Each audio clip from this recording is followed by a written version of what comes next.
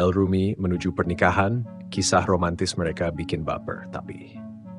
Langit sore di Jakarta tampak kemasan saat El Rumi menepikan mobilnya di sebuah restoran mewah di pusat kota. Bangunan klasik dengan lampu-lampu gantung yang berkilauan menyambutnya.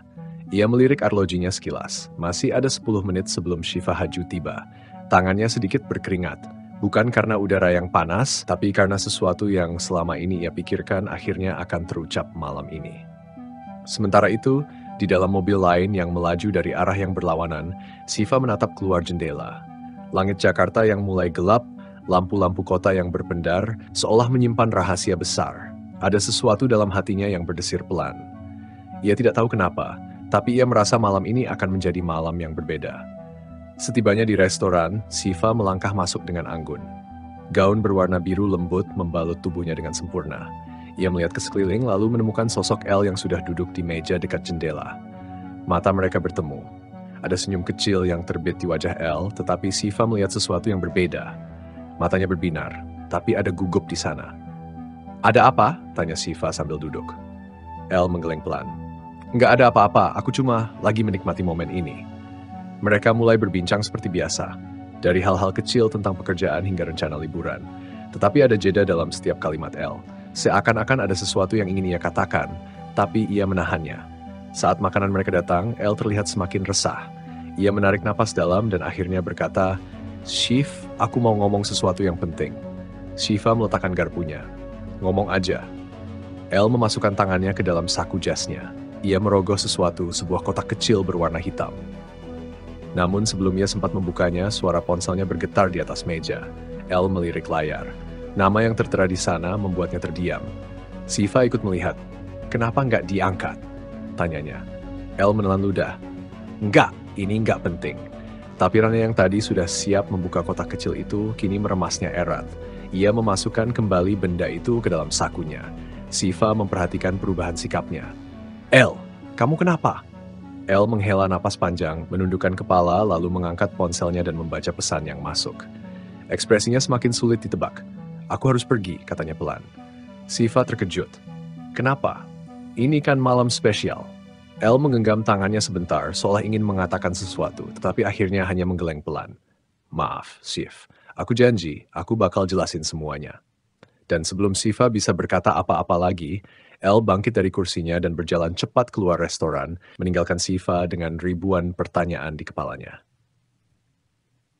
Siapa yang menelpon El? Apa yang ada dalam kotak kecil itu? Dan kenapa ia tiba-tiba pergi?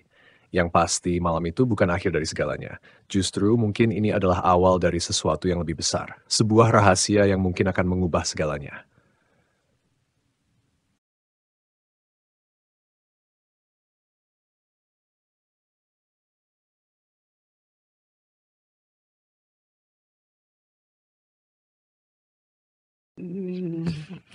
Sebuah rahasia yang mengubah segalanya. Hening.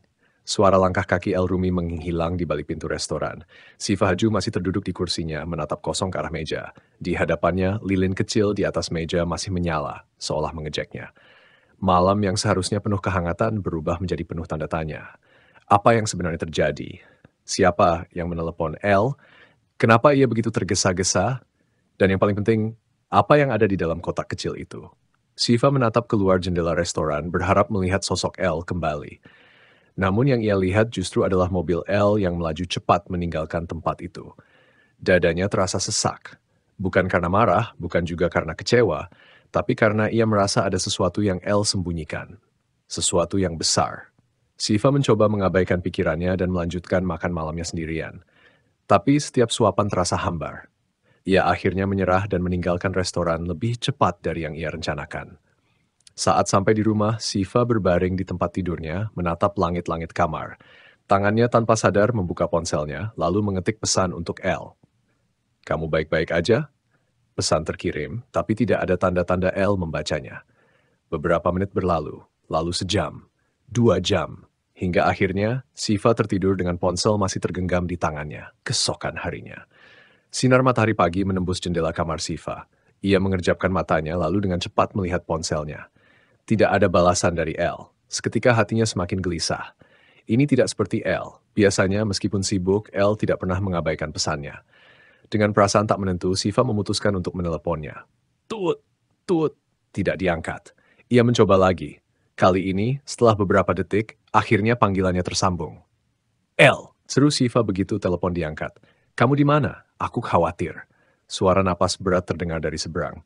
Maaf, Siv, suara El terdengar lelah. Aku nggak bisa jelasin sekarang. Siva mengernyit. Kenapa? Ada apa semalam? Siapa yang nelpon kamu? El terdiam beberapa detik sebelum menjawab.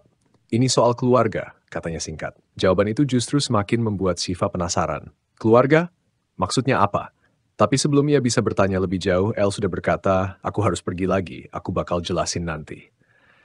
Lalu telepon pun terputus. Siva menatap layar ponselnya dengan ekspresi bingung dan sedikit terluka. Ada sesuatu yang aneh. Ia tahu El dekat dengan keluarganya, terutama ibunya, Maya Estianti. Tapi ini pertama kalinya El merahasiakan sesuatu darinya. Apa yang sebenarnya terjadi? Beberapa hari kemudian, sejak malam itu El semakin sulit dihubungi. Pesan Siva hanya dibalas seperlunya, itu pun dengan kata-kata singkat. Setiap kali Siva mencoba bertemu, El selalu punya alasan untuk menghindar. Namun, keanehan tidak berhenti sampai di situ.